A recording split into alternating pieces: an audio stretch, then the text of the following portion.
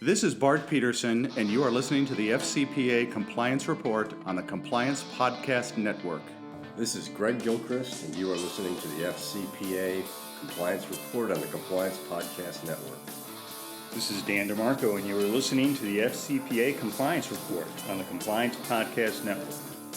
In this episode of the FCPA Compliance Report, I have back Brian Silliman. Brian is a partner at Hughes Hubbard and heads the firm's Harris office.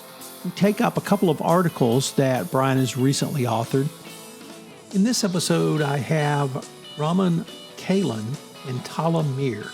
They are both Microsoft employees, and they have their own podcast, Uncovering Hidden Risks, which recently joined the Compliance Podcast Network. I wanted to sit down with them and talk to them about their approach to a different type of risk than most compliance professionals consider, and that's insider risks. Insider risks are risks which your employees bring or other vendors, suppliers, or even customers who can sit inside your firewall or gain access. It's a fascinating exploration on a risk little reviewed. The FCPA Compliance Report is a production of the Compliance Podcast Network and a proud member of C-Suite Radio. Thanks so much for listening.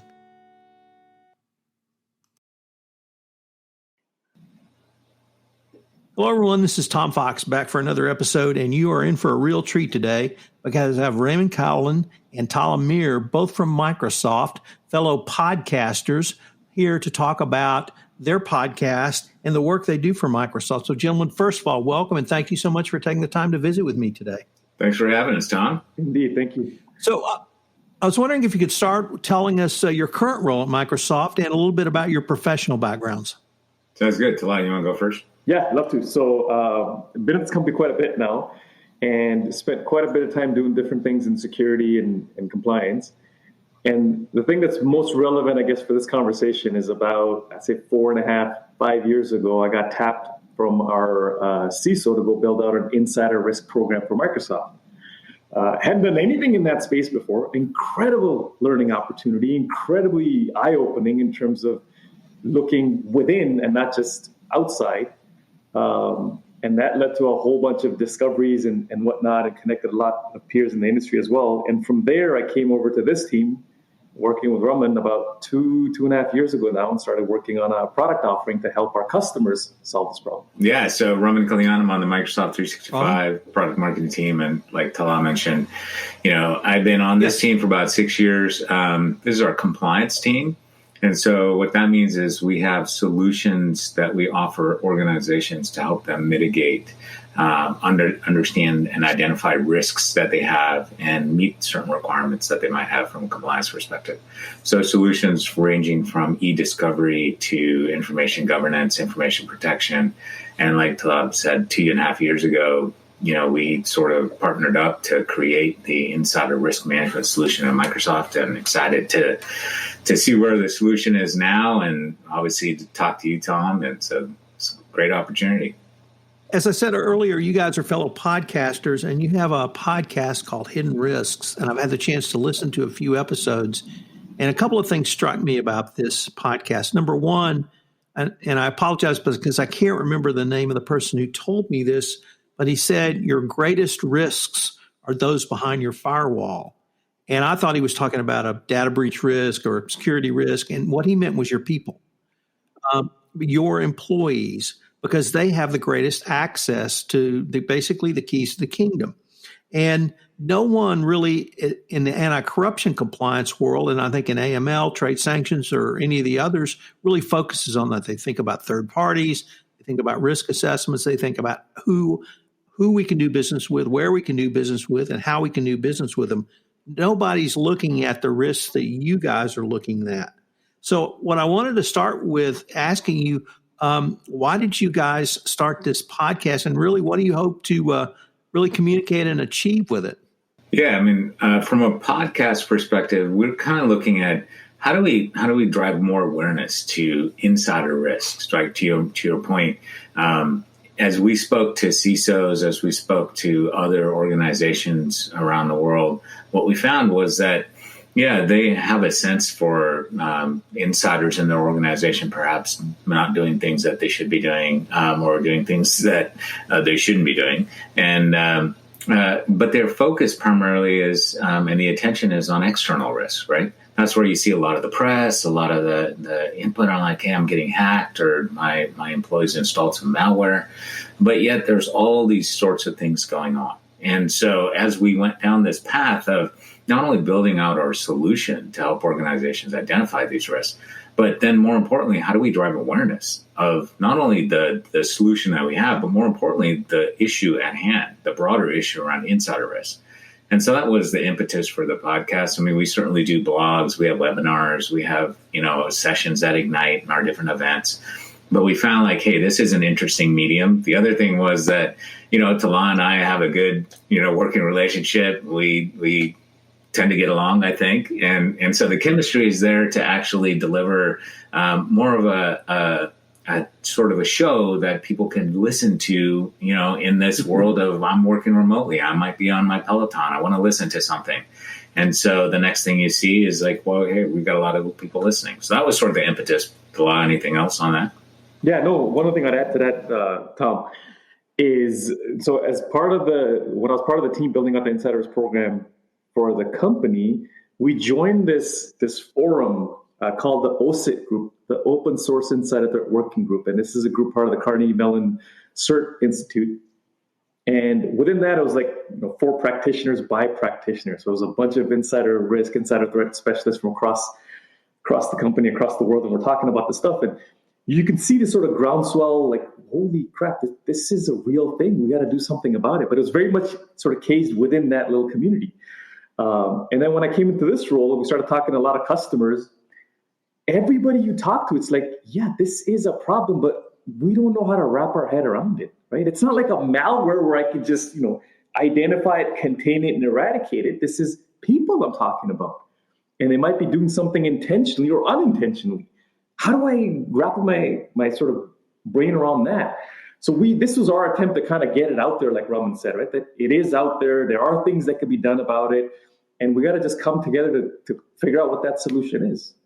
I really like the way you phrase that, because to the extent compliance professionals think about insider risk, it's really more fraud. Like this person is trying to steal money from the company. They bring a kind of a law enforcement mentality and a law enforcement approach. That's not what you guys are bringing. You're bringing both a technological solution with obviously a human element. And what I guess I wondered is, does that message resonate when you sit down with someone who's not in the CISO suite, meaning someone like me who's a lawyer professionally trained, or an internal auditor, a CPA? Does that message really resonate kind of down at the tactical level? Absolutely. Yeah, I was going to say 100%. Like the fact that, as we started designing this solution, we went out and we spoke to privacy officers in organizations. We spoke to HR, we spoke to legal. Of course, we spoke to CISOs because they were, or CIOs. They were really sort of the tippy pointed spear of implementing these types of solutions. However, what we found was that in order to have a solution to address insider risk effectively without also compromising the corporate culture, you need to have a collaborative approach across these different organizations, right? Across legal, HR. And so when we speak to, I'll give you an example. Like last year, I was speaking to a company in Europe, and they're a big telecom company, and the CISO was all in on, hey, I want to go ahead and launch insider risk within my organization. And so I gave her a presentation, showed her a demo. She was like, great, I'm going to do a proof of concept, come back to you. Get a call a week later. She's like, hey, I need you to speak to my chief privacy officer today because she blocked me. Can't do anything without you talking. I'm like, okay, that sounds good. So I'm talking to her, and she's asking me all sorts of questions outside of the technology. Hey, what about collaboration? Who has access? How do people see the data? All this sort of thing. And so I walked her through some of the elements that we had built in by design into the product, the pseudo-anonymization, the collaboration pieces, the role-based access. And so those are the types of controls and pieces in place that really resonate with other parts of the organization. if you just approach it from a pure technology perspective without thinking about the holistic program end to end, yeah, you're not gonna your solution is gonna be stuck in some weird limbo land. Tahlah, what are the conversations you have when you sit down really with maybe somebody like me, a lawyer or an HR professional, and really help them understand not so much the nature of the problem, or perhaps you even have to explain the nature of the problem, but the nature of the solution as well? Yeah, so I think where we start is you can't assume it's all going to be ill intent, right? You have to kind of reframe this thing as a way to manage risk for the company. And when you look at it that way and you sort of broaden the horizon, you start looking at not just fraud, you look at data theft, sabotage, data leak, confidentiality issues. The space is actually quite large. So you look at that, you start to prioritize where things need to go in that context. And the solution really has to be focused on those three age-old pillars, right? People, process, and technology. And the conversations, when we built this program out, for example, the first set of partnership that we had developed were actually with our HR department and our legal department. And the thing we had to acknowledge up front is that, look, once we start building out the programs and the process and the technology to do the appropriate detections, we have to take into account things like, what are the employment laws saying, and make sure we adhere to that, not just in terms of what we're actually curating for signals, what kind of detections we're driving, but what kind of actions we can actually take, right? So a company like Microsoft, global company. So how we drive our detections for employees in North America could be different than how we do it for employees in Europe, which could be different than how we do it in Japan. But that has to be built in from day one. It can't be one of those things where you do it after the fact, and then you have to react and say, well, all that evidence that we gathered is actually not usable because we didn't follow the proper guidelines. So those partnerships up front with especially legal and privacy and HR are critical, so that when we do go down the path and we have some kind of detections, whether they're malicious or unintentional, we can take the right action, course correct, and manage that risk. Let me change the focus of a question just a little bit by asking you about upper level senior management and even the board of directors. Is this a conversation that that you can have with them and that they understand, or is the uniform response, look, we vet our people, we trust our people, we don't need this. Yeah, we do some fraud risk management, but this is not something that happens at our company. Is that a conversation you have, or really are people sort of finally past that? That's not a necessarily conversation we have, but I'll tell you one thing that does happen, and a conversation that does happen that we've had with CISOs, is when we start talking about insider risk, the first sort of knee-jerk reaction is, yeah, I know I have a problem, and it's people clicking on hyperlinks that they shouldn't be clicking on, or they're getting phished, or they're downloading malware, so I've got an insider risk problem, so I need to train them to not do that sort of thing. And I think when we start really sort of talking about the way we think about insider risk more holistically, about the broad range of risks that you face, from IP theft, people departing your organization, stealing information, or inadvertently leaking something, or to your point earlier, fraud, et cetera, or even to the point of insider risks associated with communication and cultural impacts. Harassment, people saying things or sharing things that they shouldn't be sharing at work inappropriately. Then people start saying, wow, I didn't really think about it that way. So where do I start, to Tahlah's point, right? How do I start down this path and identify these types of risks given all of the different signals that I have within my organization? Yeah, and to add to that, I would say that I think at the end of the day, it is about prioritization, right? So I think it does feel like to me, we are beyond the point of people asking, is this an issue? Because there's been ample sort of public cases, very publicized cases of insider threat causing harm, as well as just countless cases of inadvertent, leaks or damage that employees can do. And I think what kind of helps this conversation at the CISO level and when CISOs are having at the board level is that this isn't necessarily about not trusting your employees. What this is, so we have this saying, right? Assume positive intent, but maintain healthy skepticism. So what that means is it's really about putting the right controls in place so that you can actually identify when these risks are about to materialize in your organization and you can take action. And that risk could be inadvertent. I'm about to leave the company. I love this company so much. I love the team so much that I want to take a bunch of documents with me so that in case they reach out after the fact, I can help them out. By the way, I'm not leaving the company. This is just an example I'm giving. I just want to make that clear. So, but Tom, this actually happened. I've talked to customers who brought this up, that they identified an individual that a couple of days before they left the organization, they downloaded a bunch of sensitive documents, copied to a USB device, and they left. And when systems like this identified it and they reached out to them, they said, I'm really sorry. I didn't mean to cause harm. I was just doing this because I wanted to make sure if my manager reached out after the fact, I still could provide the kind of level of support that I provided while I was at the company. Intent was good. See what I mean? But you're still causing a harm and a risk to the company. And if you approach it from that perspective, it does open up a lot more opportunities on what you can and cannot do. One of my favorite phrases that I have purloined over the years is from Ronald Reagan, which is trust but verify. Would your approach fall into that category? 100%. And this is actually really key because unlike security, looking at external threats where, let's say, Tom, malware, right? A malware is a piece of malware, it's a piece of malware, right? I don't care if it originated in Asia, in Europe, in America, and I don't care how it proliferates across the world. I can identify it, I can put a signature on it, contain it, I can eradicate it. It doesn't work like that with insider risk. You're talking about employees and their intent and understanding their intent. So one of the principles of the solution is we're trying to give you an opportunity to make timely and informed risk management decisions, right? Which is we identify things in the technical indicators that we think are potentially anomalous. But technology isn't going to get to a point where it can actually determine easily whether this is a malicious anomaly or a benign anomaly, right? But it's a hard problem just to solve and identify if it's something is anomalous or not. But our job then is to present that information to our analysts and let them verify. Let me see if I can maybe rephrase that and see if I get it right in your guys' perception.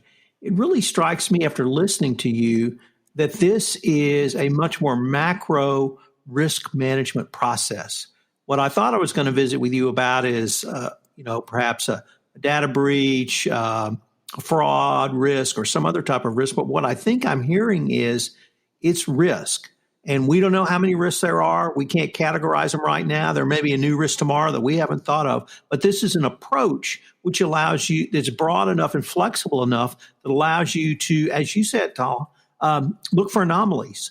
And once you find an anomaly, then you can move in with other detect strategies or investigations, internal audit, sitting down, interviewing someone, in a wide variety of strategies. But this really seems like a very broad and flexible approach to overall risk management. Would that be a fair assessment? Absolutely. I mean, I think that when you think about that whole process, the end-to-end, there's the detection piece, like Tahlal was mentioning, but then the more important aspects are the remediation. And the remediation can be, to your point, Tom, hey, I need to escalate this to HR or to legal, or, it's getting to a point where I may need to involve, law enforcement or an external party to take care of this issue because it's so malicious and egregious in nature.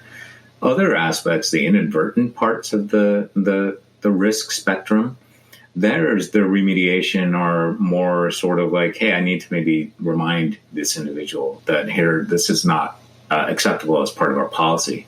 It's more of a support structure, right? To say, hey, I want you to be able to do the right thing. And so here's something that you may not know that you shouldn't be doing this. Other parts of it are identifying, perhaps trends that may be going on within your organization, and you can roll out then training to say, hey, we've seen this sort of thing happening across the organization. Here's a training to help educate people on what not to do, right? Or that this isn't appropriate behavior, or this may be leading to risk. It may not be bad, but it ultimately could lead to risk. And we heard that loud and clear when we did focus groups around this product, where we interviewed end users. And end users told us that, look, I'm not a bad person at heart, and 99% of people aren't. And so their commentary was, look, I don't want to just be constantly, slapped on the side of the hand. Help support me in doing the right thing. Like, for example, at Microsoft, we have a 55-page or something like that handbook, right, on policies. I read parts of it. I haven't read all of it. And so, but I know what not to do, what to do. But there might be times where somebody might remind me, like, hey, in this policy handbook section, whatever, this is what the policy is. Okay, now I know. That's, I think, that transparency when organizations roll this out to their employees is so key. It's so critical. The trust of the employees and the trust of the organization then creates trust in the environment, which then reduces the risk all up. I was wondering, you mentioned, Raman, the focus groups. I was wondering if you could give a few words about your development process. Did you have an idea? Did you talk to people, focus groups, other strategies to interview people? Did you develop a proof of concept? Did you take that out and test it? Or just kind of walk us through that part of what you guys have done? Yeah, well, this is how we start our story typically. But it was like 2.5 years ago. We go through a semester planning process and on the engineering side, and Tahlah can go into that a little more detail. But we go through a semester planning process where we identify, opportunities to grow our business, new areas, expanding existing businesses, et cetera, enhancing things. And as part of that, we go and interview internal stakeholders. And as 2.5 years ago, we interviewed Brett Arsenal, our CISO, and asked him, hey, what kind of keeps you up at night was sort of the question, right? And our hypothesis going into that was he was going to really sort of talk about external threats, hey, the malwares, the database, or the data center breaches, external hacking, nation state stuff. And he said, well, those things concern me, and I have a pretty good handle on that. But what I am concerned about is insiders at Microsoft, insiders doing things that they shouldn't be. And so I'm looking for a solution that I can scale. And you guys should go work with Tahlah and team and build something out in Microsoft 365. So that's how sort of the ideation started. And then from there, we sort of worked together, Tahlah and I, on different scenarios in terms of like, hey, what could the technology at that point 2.5 years ago really start to do? What were some of the interesting ideas that we could float? We developed sort of a proof of concept, which we then took out to, research, external research, both quantitative and qualitative research. And we interviewed, decision makers, end users. We went around the world. Actually, we did North America, Europe, Germany specifically, because we wanted to get feedback on privacy as part of this process. And so out of that then came, this product. We pitched it to our engineering leadership. We asked for some money, and we got some heads to go develop it. And then a year ago at RSA, we launched our first iteration V1 at GA, and here we are, like, I think V3, V4 now, a year later. So that's kind of how the process worked. But Tahlah, anything else on top of that? The design partner piece I would add as a crucial piece, right? So this was grounded in experience, this whole product, right? Our own experience at Microsoft for building this thing out, our work with, or sort of what we learned from Carnegie Mellon CERT, OSIT, working group and whatnot. But we also enrolled a bunch of design partners from financial and healthcare industry and government to make sure that this is something that can kind of scale and work across the board. And these design partners are the ones that I'm proud to say we can continue to rely on even today as we think about the roadmap of this product and some of the features that are upcoming that we're working on now. That allows us to continue to keep this product grounded in people's experience of managing these insider risks. And not only that, but beyond the concept value and the marketing messaging, pricing research that we do as part of this, on the engineering side, and Tahlah maybe you can speak to a little bit of this, is the UX research. Because part of building a solution that is actually, scalable and usable for organizations, there's this intuitiveness. Like, you can't just build something that, oh man, I've got all these bells and whistles and there's all this complexity and blah, blah, blah.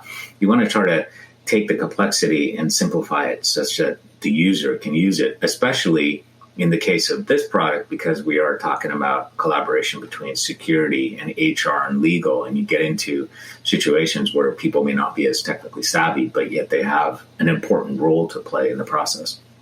Yeah, I mean, that's a really critical point, Tom. I think the minute we realize that this solution has to be for more than the technicals, the SOC analyst, the security operations center analyst, for example, we recognize that this has to work for your HR group, your privacy group, and your legal group. So the way we thought about the experience itself is that it can't be a lot of technical mumbo jumbo, right? People want to understand I'm talking about employees, contractors, business guests, vendors in my company, and I want to know what they did. Don't give me device IDs and alert IDs and event IDs and all that stuff. I just want to know this person who's got a name, they did something. They copied something, they deleted something, they went to specific websites or whatever that might be. I want to understand specific actions that they took. And in the context of that, I want to understand, was that anomalous or not, so I can take the appropriate mitigation strategies that I need to take. So that UX research that we did was quite extensive. It continues to happen today. We continue to fine-tune things in terms of the personas that we're dealing with are not necessarily technical. Let me change the focus a little bit to that veiled land of the future. And we're now, almost 1 year into the coronavirus health crisis. If I can kind of put it around March 15 when everything got shut down, that obviously changed risks. Now people are talking about some form of perhaps return to the office, whether that be full-time, whether that be part-time. That's a risk and a different set of risks.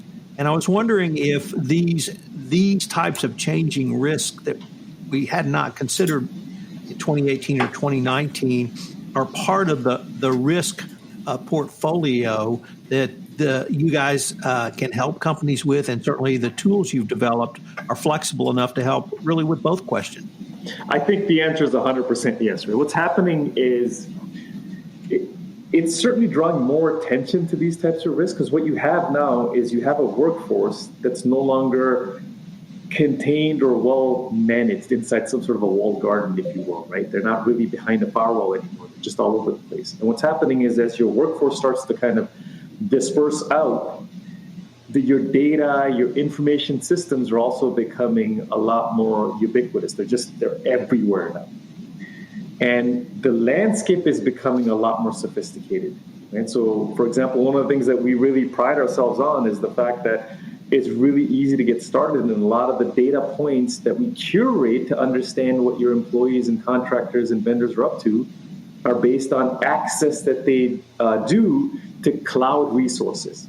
What are they accessing? What are they changing? What are they modifying? And because everything has that as a choke point, you're touching resources in the cloud, we can see what's going on. So it certainly draws more attention to these risks. It makes risks a lot more sophisticated and complicated, and there's certainly heightened awareness because of it. And I don't think that's going away. And you said this yourself, right? I don't think we're getting back to a new normal in any way. I think we'll continue to deal with remote workforces. So how do you empower them, enable them, make them feel like they're still a trusted, valuable part of the organization, but have sufficient insider risk capabilities so that you don't, sort of incur these risks and have threats like this that you have to go manage after the fact. Raman, you mentioned two of the three prongs that compliance officers work with, detection and remediation, but there's a third prong, and that's prevention. Does this tool or suite of tools that you guys have developed really help HR department, the compliance department, the legal department, the CISO, moved from detect to prevent and perhaps even to prescribe an action before it becomes either a policy violation or even worse, a legal violation?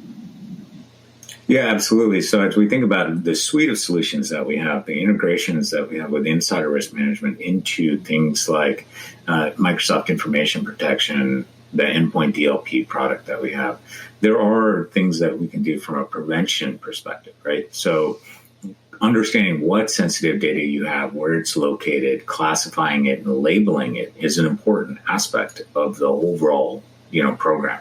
Do you need that for insider risk management? No, but if you have that in place now, all of a sudden you can actually prompt the user, and that happens here at Microsoft, right? So we've got information protection running here at Microsoft, as well as multiple companies around the world. But if I have a confidential document and I try to email it outside of the organization, I'm going to get a pop-up in my Outlook, right there in the bar that says, hey, first of all, this is an external person that you're trying to email this to. Second of all, this has confidential information. Even if I don't label it, or it hasn't been labeled, our system can still use built-in sensitivity types to understand that, hey, this actual document has credit card information in it. And so you shouldn't be labeling it. First of all, you shouldn't be even emailing it. And so there's things like that you can start to do the prevention pieces. Then there's also things with regards to some of the things that we're working on in the product itself, where we can start to get ahead of what are some of the risks that might be happening within your organization, right? And that allows organizations to really zero in on what are the policies I need to go configure, or maybe to the point I was making earlier, what are maybe some of the trainings I need to go roll out, because I didn't realize I had a challenge with people actually sharing external SharePoint sites. That was a new anomaly that I didn't realize was there. And once I figured that out, I can take a different action versus just policy enforcement. I can take an action around, education and prevention. One of the things the Department of Justice reminds or has started talking to compliance officers about is you need access to your own corporate data. And if you don't have access to that data, you have to explain to us why you don't have that access. So that has caused corporate compliance officers to go knocking on doors looking for data. But it strikes me that your tool and your solution actually flips that, because it gives the chief compliance officer access to that data. And it gives really a wide variety of corporate functions access to their own data in a way that they may not have done before. Would that be a fair assessment? Yeah, absolutely. I mean, if you think about the broader set of solutions, whether it's information protection or information governance, that's where the discovery of the data can happen, the understanding of what the sensitive data is. And then with, like I mentioned, the classification pieces, you can label it. But then with information governance, which is another solution, you can actually say, okay, this is data I want to retain. This is data that maybe is, redundant, obsolete, or trivial, and I need to remove it from the organization, thereby reducing my overall, risk landscape. Then we also have a solution in e-discovery, where if I need to find data per, maybe somebody's requesting it from a regulatory perspective, then I can go in and I can search within my environment and I can find the relevant data for that request and produce it in a way that, meets that request while also meeting my internal requirements of maybe not sharing things that are confidential or privileged or et cetera.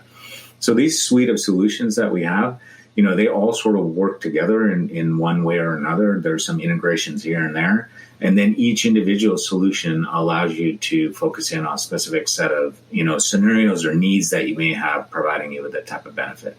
But it all is centered around, understanding the data, because to Tahlah's point and what we were just talking about, the data is in multiple repositories. It's flowing everywhere, and there's sensitive data, and you want to drive productivity. You want to drive trust within your organization. But, the other thing that we didn't talk about in COVID and this remote work environment is distraction, right? People can be distractions, and distractions drive a lot of, sometimes the inadvertent leakage of sensitive data. And so that's an important aspect to keep in mind as well. So I typically ask a question along the lines of what are the insider threats you might see in 2025 or beyond? But and now having listened to you guys, this is not a podcast on insider threats. This is a podcast on risk management. And that's really what I'm hearing. And it really doesn't matter what the threat is. And so perhaps the better question might be, where do you see risk management, assessment, identification, solutions for management headed down the road? I think it is important to pivot on a scope. So for us, you're exactly right. It is risk management, but it is insider risk management, right? So when you look at within the company, within the walls of your company, your virtual walls of your company now, you're looking at employees and everybody else. Where do you see this going? I do think things are going to start to get a lot more sophisticated. And this is primarily because the workforce is becoming a lot more fluid. Work from home, work from the office, move around. And I think the biggest change you're going to see, or the biggest impact areas you're going to see, is going to be with research.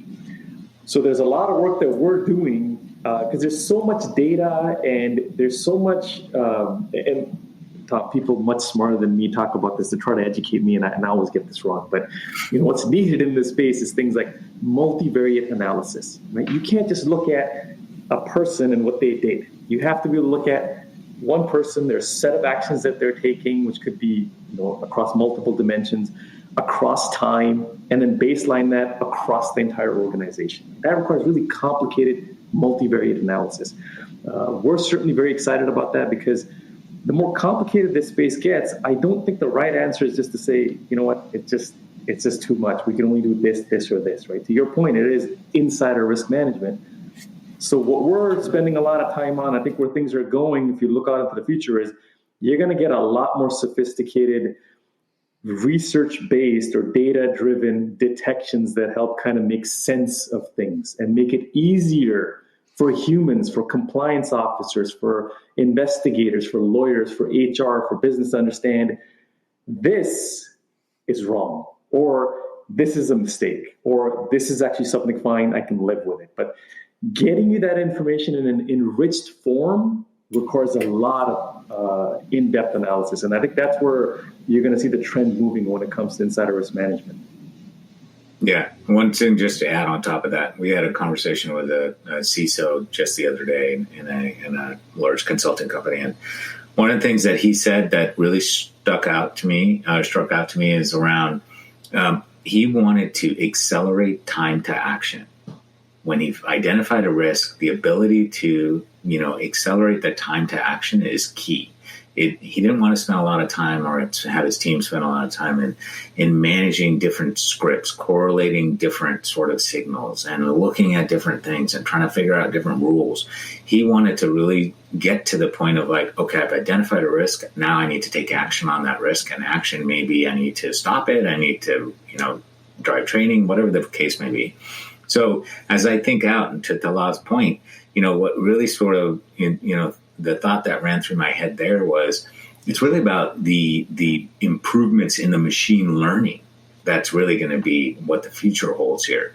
And it's the machine learning aspects of it. It's the intelligence aspects of it where the machine can really help you scale and identify these risks and present them to you as the human person in this process to then make a determination of, hey, this risk is either, benign or malicious or something else.